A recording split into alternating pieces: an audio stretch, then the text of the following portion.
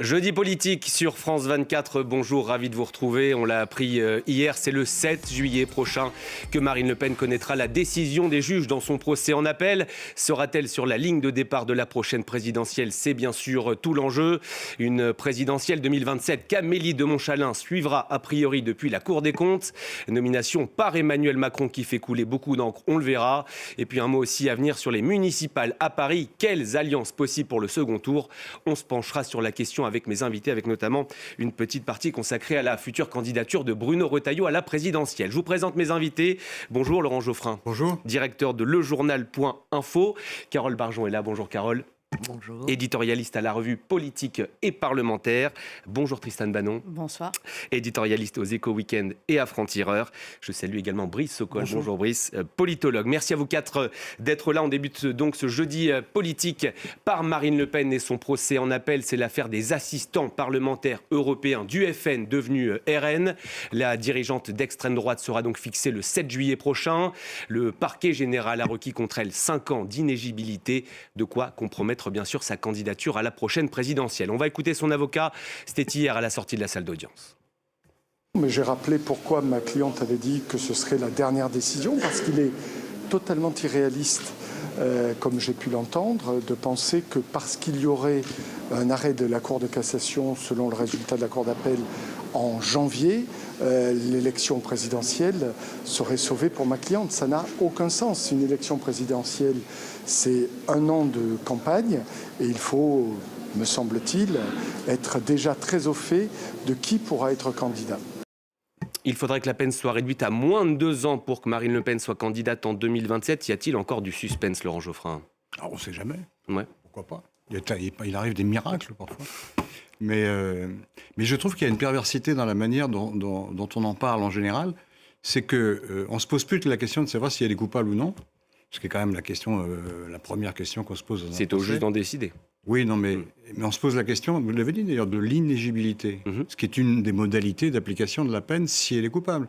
Mais on a l'air de trouver normal, finalement, que si elle est coupable, mais pas inéligible, elle se présente à la présidentielle. Mais est-ce que c'est normal que quelqu'un qui est condamné pour détournement de fonds publics soit à la présidence de la République? Vous trouvez ça normal, vous? Vous me posez vraiment la question? Carole Barjon va peut-être y répondre. C'est rhétorique, mais je pose la question. Carole Barjon. On peut se poser la question, quand même. Non, c'est pas normal, c'est vrai. Mais ce que je trouve intéressant, c'est qu'il y a une petite évolution, parce que, en fait, à un moment donné, on pouvait se dire que les juges d'appel, enfin qu'elle pourrait peut-être se présenter si les juges d'appel prononçaient une peine de sursis. Oui, non, mais pas seulement. Surtout le temps d'inéligibilité. Une peine de 2 ans. Voilà. D'inéligibilité. Oui. D'inéligibilité. Prison, c'est 4 ans. Non, pas de prison. Ouais. Oui, bon. De 2 ans. Maintenant, c'est même plus 2 ans.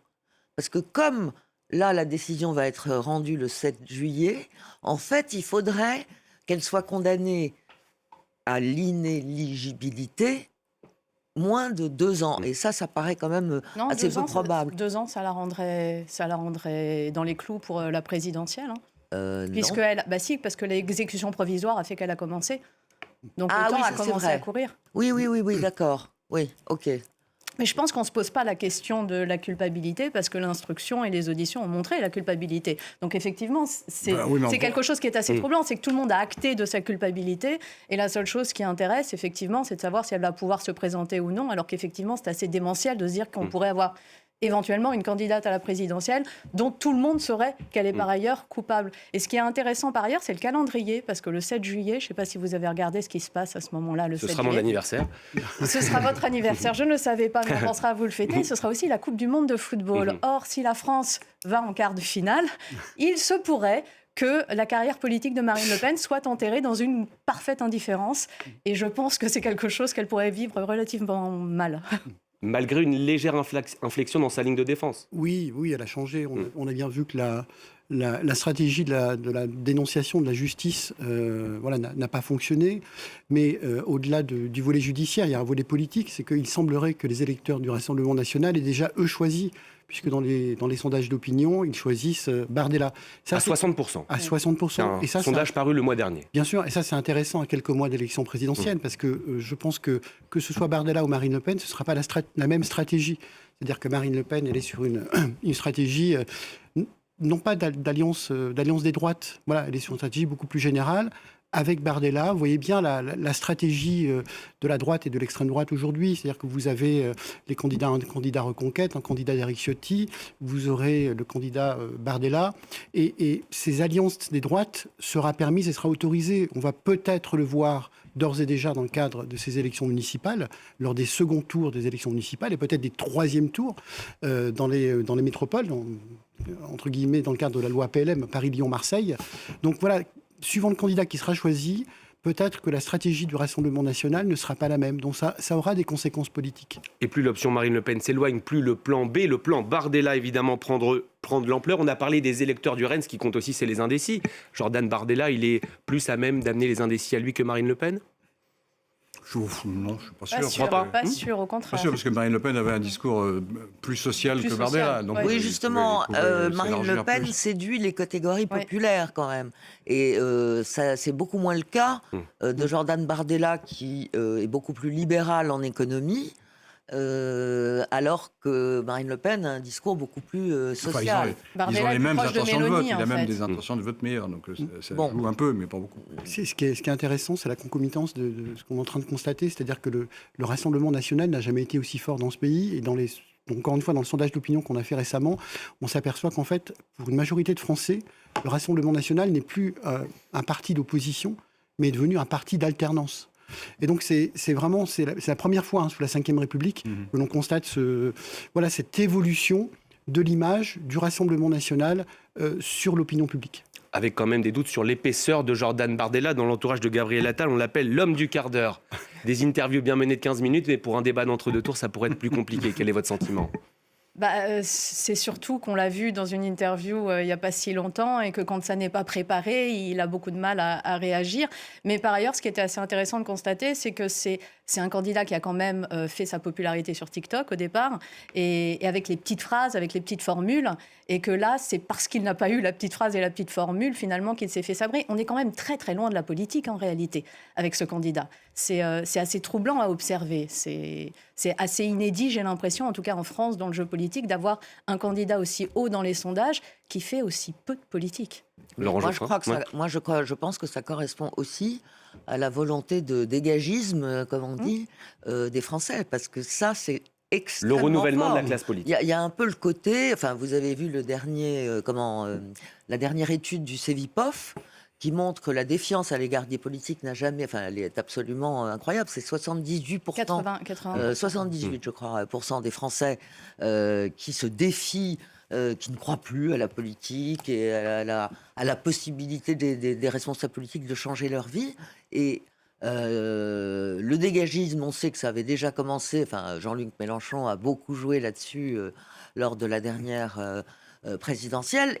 Et comme la confiance des Français dans la politique ne s'améliore pas, ça entretient le dégagisme. Et les gens se disent, enfin, on a tous entendu ça, ils sont tous nuls, donc pourquoi ne pas essayer, après tout, on ne les a pas encore essayés, ceux-là.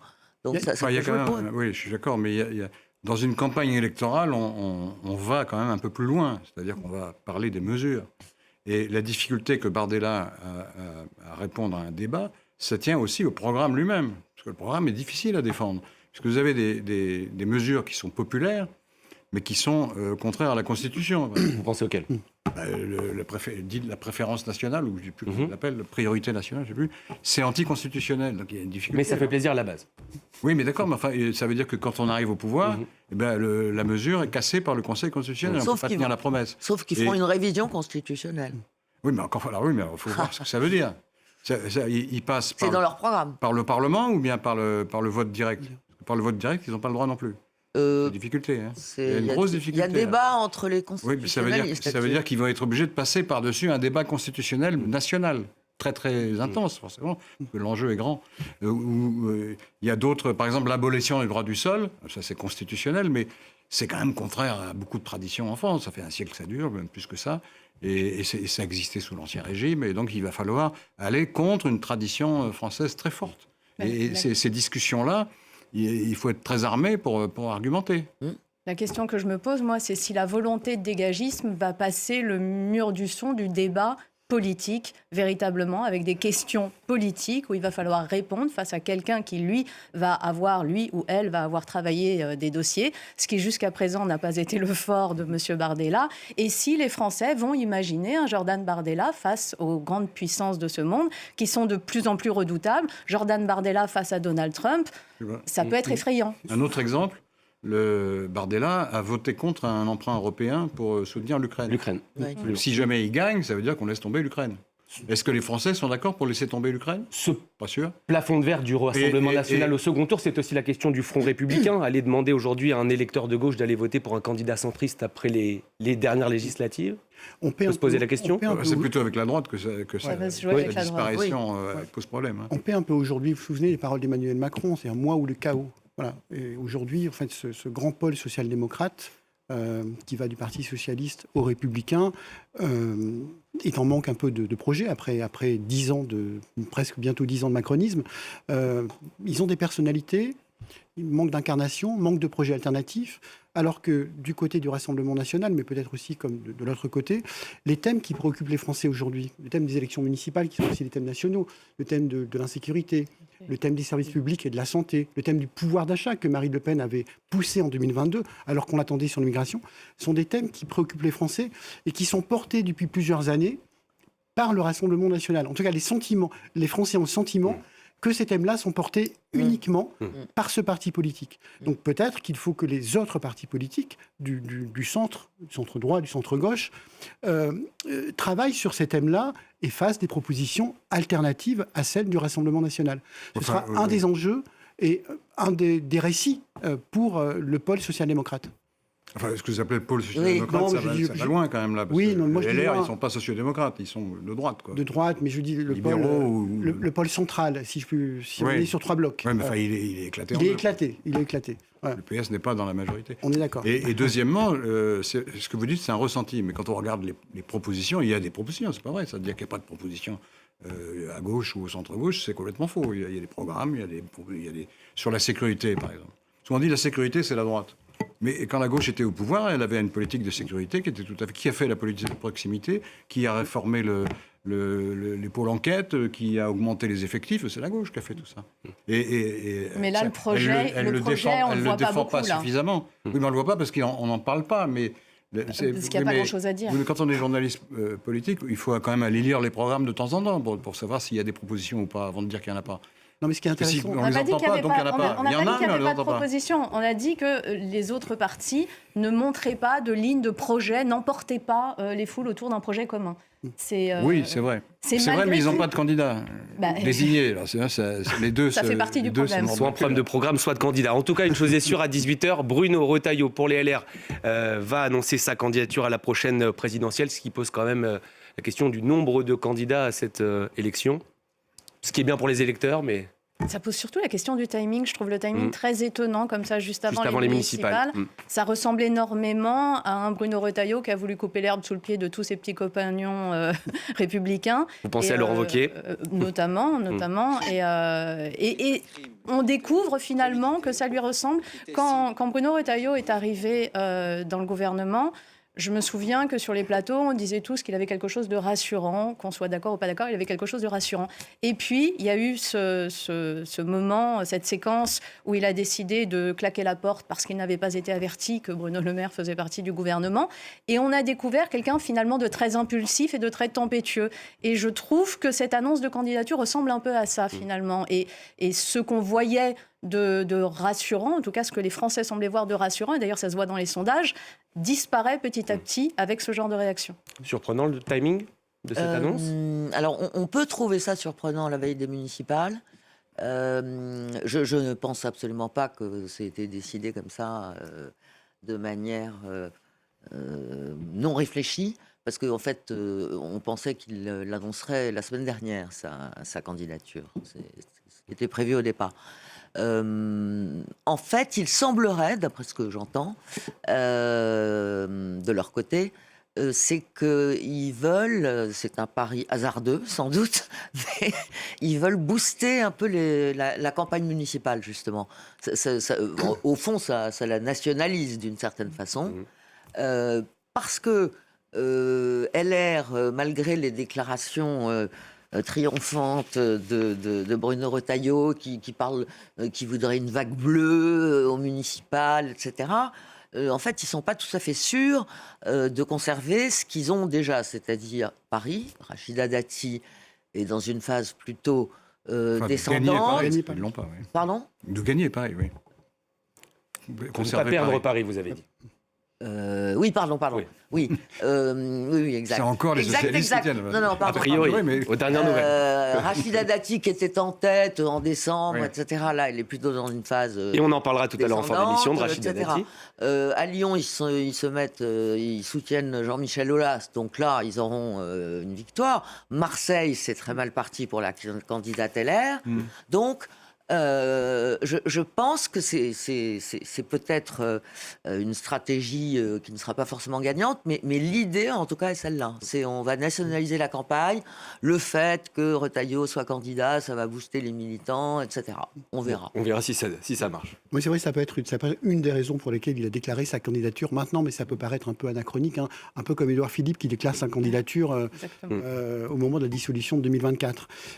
C'est un parti qui est complètement traumatisé. C'est-à-dire qu'il y a eu l'expérience Fillon. Vous avez eu le score de Valérie Pécresse très faible aux dernières présidentielles. Moins de 5%, on le rappelle. Vous avez le macronisme qui a emporté avec lui une partie des Républicains. Vous avez la guerre au sein des Républicains entre Laurent Wauquiez et Bruno Retailleau. On l'a vu là sur les questions budgétaires. Et vous avez enfin une partie de l'électorat des Républicains qui aujourd'hui glisse lentement mais sûrement vers des candidats qui portent les valeurs du Rassemblement national ou de Reconquête. Un camp divisé. Donc c'est un camp Ciotti. Ou de Ciotti. Oui. Donc c'est un camp qui est extrêmement affaibli, divisé, et peut-être que cette candidature, comme il l'avait fait lorsqu'il a été candidat à la présidence des Républicains, pourrait permettre aux Républicains de retrouver une ligne de cohérence. Peut-être. Savoir quelle est cette ligne-là, c'est toujours cette ligne de crête avec celle défendue par l'extrême droite. Ils ont du mal, parce qu'ils sont coincés entre le macronisme qui s'est droitisé pendant le deuxième quinquennat, en tout cas, et puis les idées d'extrême droite. Ils hésitent entre les deux. Mais tout ça, quand même, parce que c'est pas un mauvais candidat en soi, Retailleau. Il a une certaine aura. Quand il était au ministère, il était populaire. Alors, il a perdu cette popularité à la fin, mais enfin bon, pendant des mois, il a été très populaire. Et donc... il peut essayer de représenter une droite qui survit, en tout cas. Et vous avez à côté des macronistes qui ne sont pas non plus en très bonne forme. Hein. Le macronisme est plutôt en train de plonger. Ce qui me laisse à penser que le premier tour de la présidentielle est peut-être plus ouvert qu'on ne croit. Et qu'un bon candidat de gauche peut passer devant. Avec peut-être 15 ou 16% derrière un si le ticket d'entrée candidat du RN à plus de 30%. 17, oui, c'est jouable. Quoi. Donc finalement, si on réfléchit à plus long terme, alors c'est tout... Je ne suis pas objectif dans l'analyse, mais après tout, la victoire est possible. Elle n'est pas du tout probable, mais enfin, elle est possible. On verra ça au second tour. On passe à la nomination d'Amélie de Montchalin à la Cour des comptes. Celle qui est aujourd'hui ministre des Comptes publics va devenir le 23 février prochain la première femme à diriger la prestigieuse institution. Nomination qui fait grincer des dents à droite comme à gauche. On va écouter l'insoumis Éric Coquerel, suivi de la réponse de Maud Bréjon, la porte-parole du gouvernement. La charte de déontologie des juridictions financières est claire. Elle impose neutralité, indépendance, impartialité et prévention des conflits d'intérêts, notamment vis-à-vis du pouvoir en place. Du fait de ses fonctions actuelles, Madame de Montchalin ne répond à aucune de ces exigences. Avec cette nouvelle nomination et peut-être d'autres à venir, comment ne pas s'interroger sur un cadenassage des institutions indépendantes avant 2027 ? Ça ne pose pas de conflit d'intérêts parce que la structure et l'organisation inhérente à la Cour des comptes, le fait qu'elle repose notamment sur des décisions collégiales, Amélie Montchalin ne travaillera pas seule, fonde cette indépendance, indépendance qui continuera. J'ajoute par ailleurs que ce n'est pas la première fois qu'un ministre en exercice est nommé à la Cour des comptes. Éric Coquerel parle de cadenassage, de conflit d'intérêts. Il a raison, l'insoumis ? Je pense que si les Insoumis étaient à l'Élysée, ils feraient la même chose. Enfin, de tous les présidents, tous les présidents sur la dernière ligne droite ont nommé des proches et des fidèles. En général, au Conseil constitutionnel, Macron a nommé Ferrand. On se souvient que Mitterrand avait nommé Charasse et que Chirac avait nommé Debré. Là, ce qui peut éventuellement poser question, c'est l'âge d'Amélie de Montchalin, qui est très jeune. Elle a 40 ans. Sachant que c'est un poste où il n'y a pas de limite. C'est pas Alors, elle pourrait rester en poste jusqu'en 2054, Ouais. elle aurait alors 68 ans. 28 ans, ça fait 28 ans. Alors, on peut se poser la question de savoir si effectivement il ne faudrait pas réformer ça et faire comme pour les sages, par exemple, qui restent 9 ans. C'est une question qui peut se poser. En dehors de ça, franchement, je trouve que c'est un non-sujet. Elle a les épaules. Mais bien entendu, elle est tout à fait compétente. Et ça, d'ailleurs, j'ai pas entendu beaucoup de gens remettre ses compétences en cause. Ce qui est inédit, effectivement, sous la Ve République, c'est qu'elle passe directement du ministère du Budget, enfin du ministère des Comptes publics. Il n'y a pas eu de sas de décompression entre les deux. Voilà, parce que Moscovici avait été aussi à Bercy, mais pendant 6 ans, il avait occupé d'autres fonctions. Philippe Séguin avait été ministre des Affaires sociales, mais il y a eu un intervalle de 15 ans, absolument. Donc voilà, c'est vrai que ce passage direct, peut être un peu, c'est inédit. Mais moi, je suis un peu d'accord. C'est de bonne guerre. Je trouve qu'on s'acharne beaucoup sur Amélie de Montchalin. Pour moi, le vrai sujet, ce sont les autres, c'est l'ensemble plutôt des nominations d'Emmanuel Macron qui signifient quelque chose quand même. Avec notamment celle à venir du futur président de la Banque de France qui devait partir en novembre et qui va partir en juin pour favoriser sa nomination par la suite. Attends, laisse-moi finir. Il a quand même nommé Richard Ferrand au Conseil constitutionnel. Donc, comme l'a dit Tristan Banon, c'est vrai que ça, ils ont tous fait ça. Hein. Chirac avait nommé Jean-Louis Debré pour emmerder Sarkozy, qui allait lui succéder. Donc ça, on va dire que c'est du classique. Mais quand même, ça fait beaucoup. Il y a Emmanuel Vargon. Stéphane Séjourné qui l'a bombardé aussi au commissaire européen. Il va y avoir probablement, d'après ce qu'on dit, effectivement, Emmanuel Moulin, qui est quand même secrétaire général de l'Élysée, qui pourrait succéder à François Villeroy de Galhau à la Banque de France. Et il y en a un autre que j'oublie, la secrétaire générale adjointe de l'Élysée, qui pourrait prendre... je ne sais plus quelle fonction. Emmanuel Macron est à la baguette, il place ses hommes et ses femmes. Et donc, on a un peu le sentiment, même si ça paraît complètement fou, mais on sait qu'il y pense. Mais évidemment. On sait qu'Emmanuel Macron pense à 2032. Mais évidemment. Et que, il nomme tous ces hommes qui, pour ce qui concerne Richard Ferrand, restent 9 ans au Conseil constitutionnel, donc il serait encore là en 2032. Dans cette hypothèse, Amélie de Montchalin aussi, parce que l'histoire des 28 ans, ça, j'y crois pas trop. Je pense non, elle ne restera pas 28 ans. Je pense qu'elle est une possibilité. Effectivement, elle serait là jusqu'à 2032. Je pense qu'elle aura envie de faire autre chose au bout d'un moment. On se doute qu'il y pense. Laurent Geoffrin. Ça pose un problème aux deux partis extrêmes, en fait. Parce qu'ils vont se retrouver avec en face d'eux des gens qui sont centristes, quoi. Alors, c'est pas très bien de nommer des gens qui ont une étiquette politique dans ce genre d'institution, mais pour que ça ne se fasse pas, il faudrait changer pratiquement les règles et obliger le président, parce que c'est le président qui fait ça, il faudrait l'obliger à nommer des gens qui ne soient pas étiquetés politiquement, ce qui est compliqué comme exercice. Mais pour l'instant, ce qui va se passer, c'est que si jamais l'un des deux partis extrêmes gagne, c'est plutôt le Rassemblement national, tel que c'est parti, il aura en face de lui une batterie de gens qui sont en désaccord, en fait, complet avec sa philosophie, y compris qui vont lui mettre des bâtons dans les roues. Parce que les deux extrêmes, d'ailleurs, pensent que l'état de droit, il faut un peu le bousculer. En étant appuyé sur une souveraineté populaire, on dit l'état de droit, on s'en fout, on fait ce qu'on veut. On applique notre programme. Ils auront en face d'eux toutes sortes de gens qui sont de l'opinion diamétralement opposée, quand même. Et y compris, je crois que le Conseil d'État aussi doit être modifié. Oui, exact. Et le Conseil d'État, c'est un rôle très important parce que c'est la conformité des lois. C'est juste l'étage en dessous du Conseil constitutionnel. Ça peut mettre des bâtons dans les roues très sérieusement à un programme qui irait contre des principes juridiques existants. Et donc il y a une espèce de rempart centriste aux deux extrêmes. Pour ceux qui ne connaîtraient pas parfaitement le fonctionnement de l'État français, à quel point le rôle de président de la Cour des comptes est important ? Il est extrêmement important puisqu'il a vraiment... Elle sera présidente de la Cour des comptes et du Haut Conseil des finances publiques. Donc il y a un œil, évidemment, et un regard sur les budgets qui sont préparés chaque année, qui sont votés chaque année annuellement. Ce qu'on peut reprocher, c'est ce que vous disiez, c'est la concomitance. C'est-à-dire qu'elle était ministre du budget, elle se retrouve le lendemain présidente de la Cour des comptes. Ce qui peut être choquant aussi pour une majorité de Français, à un moment où on parle de la défiance du politique national, c'est que ça peut renforcer cette défiance en disant, voilà, ils s'arrangent entre eux, c'est les copains, enfin, dans ce discours un peu populiste, ça peut illustrer ce discours-là. Troisièmement, comme vous le disiez justement, c'est aussi une manière pour Emmanuel Macron d'avoir des institutions qui protègent l'état de droit, qui protège les valeurs républicaines dans le cas d'une alternance radicale. Et donc, on peut y voir plusieurs lectures. C'est pour ça. Et c'est vrai qu'il y a un point quand même qui est un problème, parce que peut-être qu'elle va le dire, mais Améline Montchalin, présidente de la Cour des comptes, examine le budget d'Améline Montchalin, ministre des Comptes, et elle dit ce budget est nul et scandaleusement... non, elle va se déporter quand il y aura ces séances-là. Elle se déportera. Se déportera. Je pense où ça acceptons-en l'augure.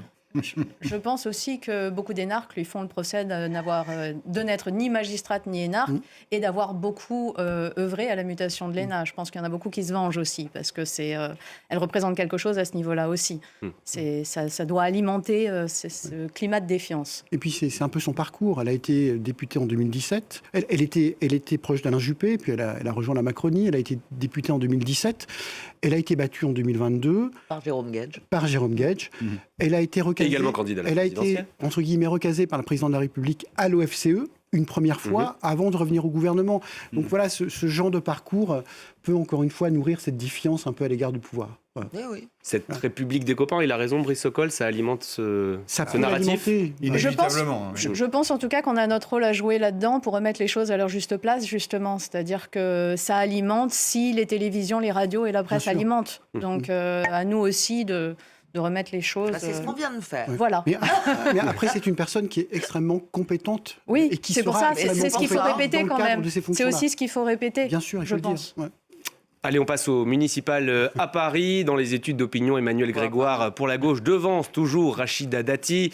La candidate des Républicains reste en dessous des 30% d'intention de vote. Et elle a présenté son programme mardi. Troisième des sondages, Pierre-Yves Bournazel, lui, le candidat soutenu par Édouard Philippe et Gabriel Attal, veut lui incarner une droite anti-Dati. On va écouter la candidate des Républicains à Paris, c'était mardi. Ceux qui veulent le changement doivent vouloir le rassemblement.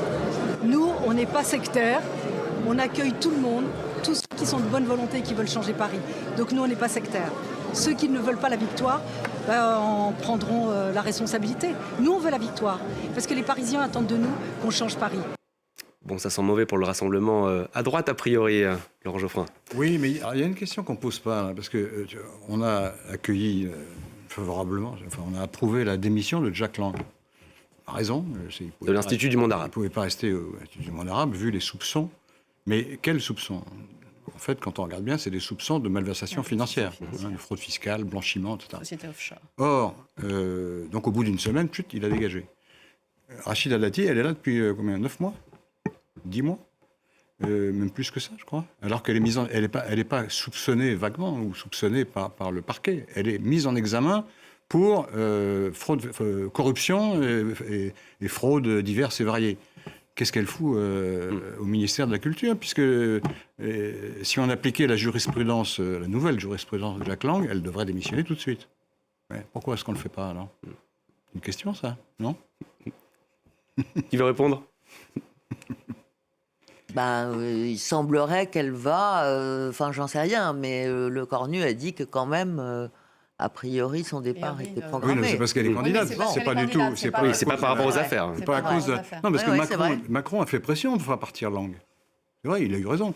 Mais pourquoi il ne fait pas pression pour faire partir Dati ? Il n'y a pas de raison. Pose-lui la question. Pose-lui la question. Brice Sokol, cette campagne à la cantonade de Rachida Dati, elle peine à décoller pour l'instant ? Moi, je ne dirais pas qu'elle peine à déconner. Pardon, c'est un lapsus. À décoller. Non, mais ce qui est intéressant, c'est qu'on a sous-estimé peut-être les effets de la nouvelle loi sur la loi PLM, c'est-à-dire qu'on est rentré dans une élection d'incarnation. Donc on incarne, on fait de la politique autrement, et que ce soit Rachida Dati, que ce soit Emmanuel Grégoire d'ailleurs, qui s'affirme comme une personnalité et un candidat...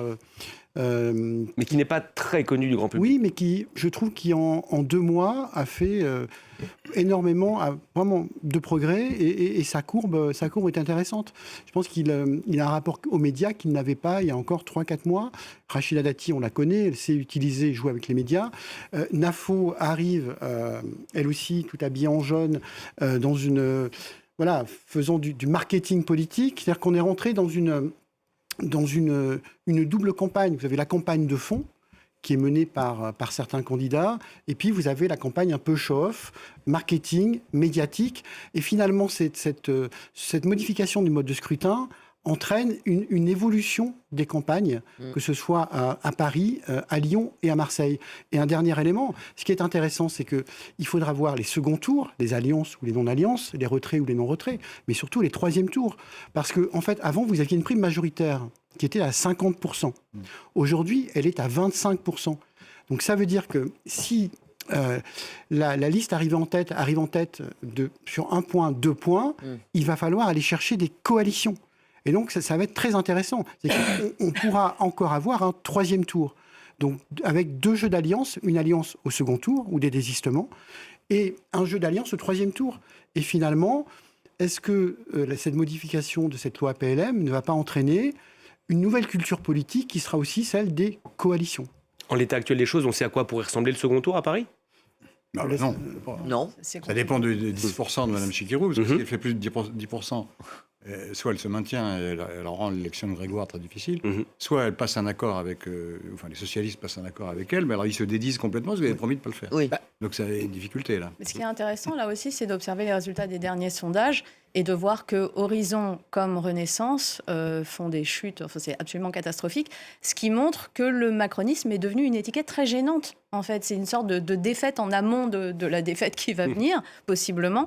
Mais c'est quand même assez intéressant à observer à 1 an de la présidentielle. Absolument. Et la majorité des candidats hors Paris macronistes qui sont tête de liste n'affichent pas leur étiquette politique. Font vraiment une campagne. C'est vraiment devenu un boulet.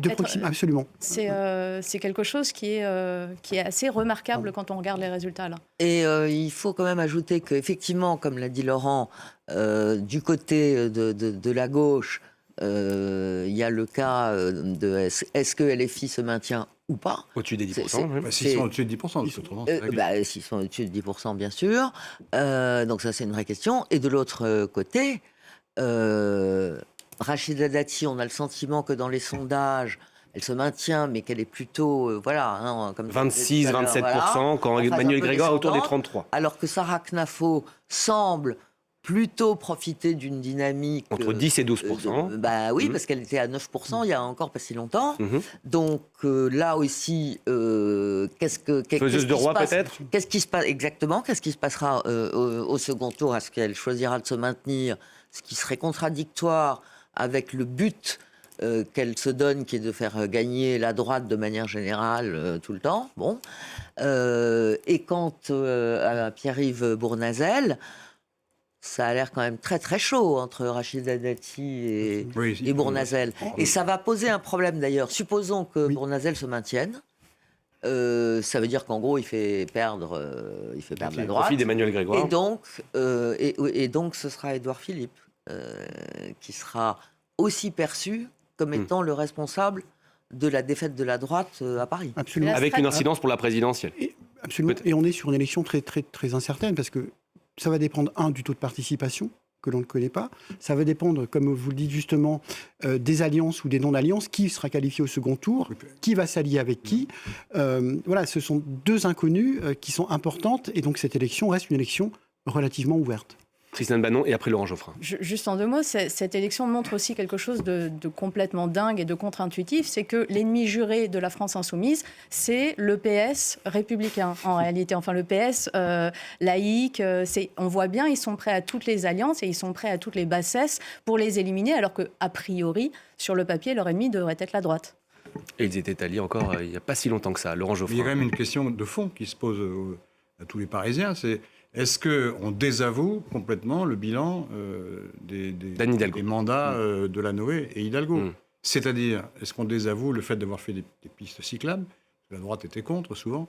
Est-ce qu'on désavoue le fait d'avoir empêché qu'il y ait des voitures sur les quais?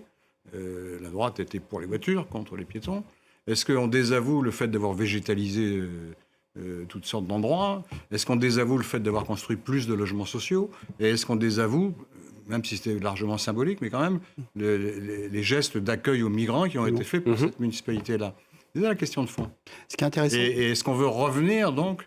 Parce que la droite, sur tous ces points-là, elle a fait campagne pas du tout. contre. Non. Rachida Dati, je trouve que justement, c'est probablement l'une des raisons, à mon avis, de la montée de par le passé. Alors, oui, dans le passé. Oui, mais là, dans son programme, elle est hyper prudente. C'est intéressant. Moi, je juge plutôt sur ce qu'on fait, plutôt que sur ce qu'on dit. C'est intéressant, Laurent. Elle représente des gens qui sont tout à fait hostiles à tout ce qu'ont fait les municipalités précédentes. Moi, je pense que c'est Sarah Knafo qui représente ça. Rachida Dati, elle est très hésitante là-dessus. Mais c'est intéressant ce que vous dites parce que 70% des Français aujourd'hui considèrent qu'il ne faut pas revenir sur toutes les mesures environnementales et de bien-être qui ont été réalisées par... Oui, c'est pour ça d'ailleurs qu'ils disent qu'ils reviendront pas dessus après avoir fait campagne pendant des années contre. Oui. Donc il y a une volonté quand même des Français, parce qu'on dit l'environnement c'est terminé, ce n'est pas vrai. Je veux dire que ces thématiques environnementales, ces thématiques autour du cadre de vie, restent prioritaires, notamment pour les Français qui votent dans les métropoles et dans les villes moyennes. C'est une réalité. Il n'y a pas que de la sécurité, il n'y a pas que les services publics. Ces thématiques environnementales, certes portées par des politiques qui ont été peut-être plus des politiques très à gauche que des vraies politiques environnementalistes, en tout cas pas que des environnementalistes, ça c'est sanctionné. Mais par contre, le fait d'améliorer le cadre de vie des villes françaises, la majorité de Français le souhaitent et souhaitent que ça perdure. D'ailleurs, si on reste sur Paris, le discours autour des pistes cyclables dont vous parliez, il a énormément changé. On se souvient que tout le monde avait été très très virulent au moment de bloquer les voies sur berge et d'en faire des pistes cyclables pour une grande partie, et qu'aujourd'hui, majoritairement, les Parisiens ne veulent pas revenir là-dessus et considèrent que ils s'arrangent avec leur passé en disant ça a été fait de façon un peu brutale. Oui. Voilà. La méthode. Ce qui n'est peut-être pas faux. Ce qui n'est peut-être pas faux, mais on voit quand même que les mentalités ont énormément évolué sur le sujet. Et la vraie question, c'est l'équilibre des politiques publiques. On veut une politique environnementale, mais aussi on veut une politique de propreté, on veut une politique de sécurité, on veut une politique... Sans augmentation des impôts. Voilà, sans augmentation. C'est-à-dire que voilà, on veut des politiques publiques plurielles à l'échelle des municipalités. Un dernier mot, Carole Barjon? Non, je voulais dire que c'est vrai que le discours a été quand même modulé. Et je crois que plus personne ne demanderait la réouverture des voies sur berge. En revanche, ça peut être un juste milieu. Revenir sur un certain nombre d'aberrations ou d'exagérations, on va dire. Puisqu'on sait très bien qu'il y a quand même beaucoup de travaux encore, beaucoup d'embouteillages. D'ailleurs, Rachida Dati qui parle des piétons, parce que maintenant elle s'adresse aux piétons. Elle veut améliorer le sort des piétons, mais elle dit que par exemple, elle rouvrirait sans doute la rue de Rivoli. Quand c'est intéressant, ça passe toujours trop vite. Merci à vous quatre d'avoir participé à ce jeudi politique. Vous restez avec nous sur France 24.